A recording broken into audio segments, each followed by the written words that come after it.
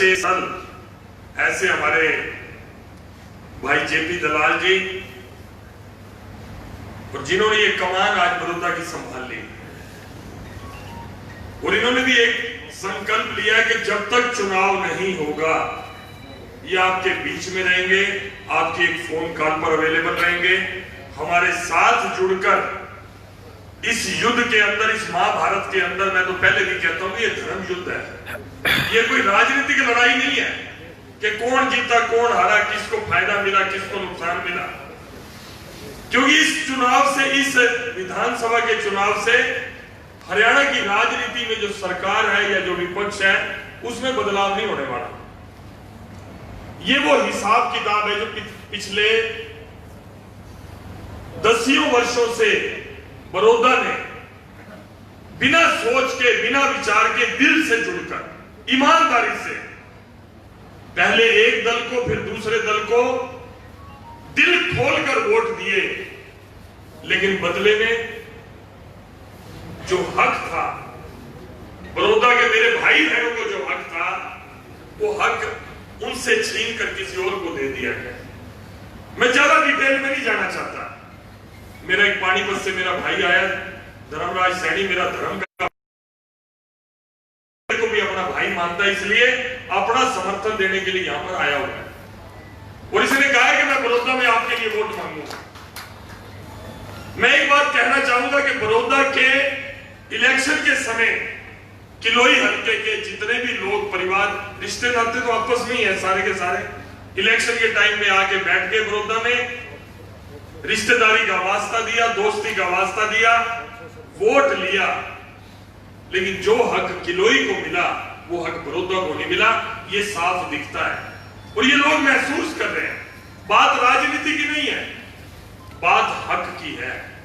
आज 1 महीने में, 2 महीने में कौशिक साहब तो आप लोगों से हमेशा जुड़े रहे, मेरे को जुड़ने का मौका मिला, डॉक्टर साहब के मार्गदर्शन में, जांगड़ा जी के मार्गदर्शन में मेरे को जुड़ने का मौका मिला। शमशेर जी और मैं जब बड़ौदा में आए, मैं ईमानदारी से जब मैंने देखा, और ये बात मेरे शब्द थे माननीय मुख्यमंत्री जी को, मैंने कहा मुख्यमंत्री जी एक बात तो मैं ईमानदारी से कहूंगा कि कंपैरेटिवली, मैं ये नहीं कहता कि आपके कार्यकाल में काम नहीं हुए, काम हुए हैं, लेकिन अगर पूरे हरियाणा में अगर आप देखोगे कि एक बड़ौदा हल्का ऐसा है जो मुख्य धारा से पिछड़ा हुआ लगता है, दूर लगता है, मुख्य धारा में है नहीं। ये मैंने कही, ईमानदारी से कही, और ये शब्द उन्होंने रिपीट भी किए, कहीं बैठे हुए अधिकारियों की जिम्मेवारी लगाई कि देखो जो कुछ हो गया उसको भूल जाओ। ना हम किसी विपक्ष पार्टी की आलोचना करते हैं, ना हम उनकी कमी निकालते हैं, लेकिन अब आगे ये कमी बड़ौदा के लिए, मैं एक बात ईमानदारी से कहूंगा, कई विपक्ष के लोग मजाक भी करते हैं। कांग्रेस के मेरे एक साथी ने मेरे को फोन करके कहा, भाई मैं तो कहूं इस इलेक्शन में ना 6 महीने और आगे टपा दो, जिस स्पीड से तुम काम कर रहे हो ना, कम से कम काम भी हो जाएंगे।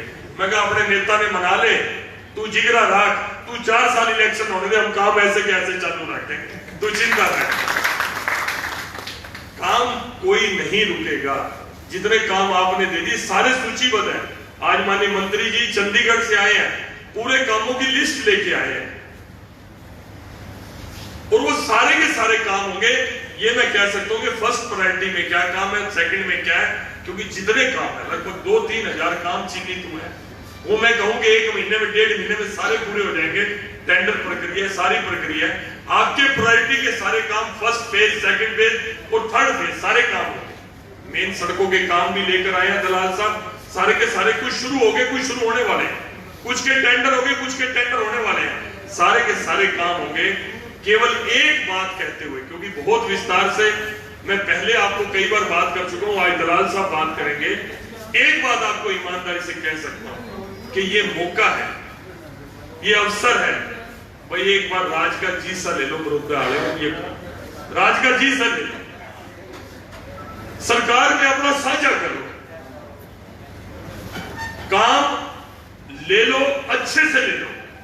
आपस की छोटी मोटी बात, यहां कार्यकर्ता बहुत बैठे हैं, चुनाव लड़ने वाले भी बहुत बैठे हैं, लड़वाने वाले भी बहुत बैठे हैं, लेकिन एक बार हर कोई अपने मन में ये सोच ले कि ये चुनाव मैंने अपने लिए नहीं लड़ना या लड़वाना, ये चुनाव मैंने केवल बड़ौदा की जनता को जो हक नहीं मिला, बड़ौदा को जो विकास नहीं मिला, उसके लिए मैंने ये चुनाव लड़ना है। और आज जो मैं उत्साह का माहौल देख रहा हूं, तो मैं अपने माननीय प्रभारी जी को कहना चाहूंगा, जिस तरह से हमारे कौशिक जी, सुमित्रा जी, हमारे मीना जी, बच्चन सिंह आर्य जी, शमशेर खरकड़ा जी, राजीव जैन जी, और मैं सामने देखूं कपूर नरवाल जी, वजीर नरवाल जी, उमेश जी, चौधरी बलजीत सिंह बैठे हैं, रणधीर लखवाड़ बैठे हैं। और एक दुखद घटना भी है, मैं अभी अपने बोलने के बाद वो भी बोलूंगा। हमारे जागसी से आजाद भाई बैठे हैं, कश्मीर जी बैठे हैं, सारे जय सिंह जी बैठे हैं, विशाल मलिक जी बैठे हैं, ओम प्रकाश शर्मा जी बैठे हैं, भलेराम नरवाल बैठे हैं, योगेश्वर जी बैठे हैं, सारे के सारे यहाँ पर कार्यकर्ता बैठे हैं। पार्टी के भी लोग काम करने के लिए आपके बीच में पहुंच चुके हैं। अभी 100 विस्तारकों की बैठक आपसे पहले थी, जब आप आए तो विस्तारकों की बैठक चल रही थी। सबके सब लोग गंभीरता से इस चुनाव के अंदर लग चुके हैं। एक बार हम सब एक सुगंध पूर्वक, मैं कई बार देखता हूं पंडित रामफल शर्मा जी, मैं सोचता हूं कि इतनी उम्र के इस पड़ाव में जब लोग संन्यास ले लेते हैं, फिर भी पार्टी के लिए मेहनत करते हुए, चाहे स्कूटर हो, चाहे गाड़ी हो, गांव-गांव में घूम रहे हैं। तो हम सब लोग एक विचार के साथ हम इन सारी चीजों को छोड़ दें।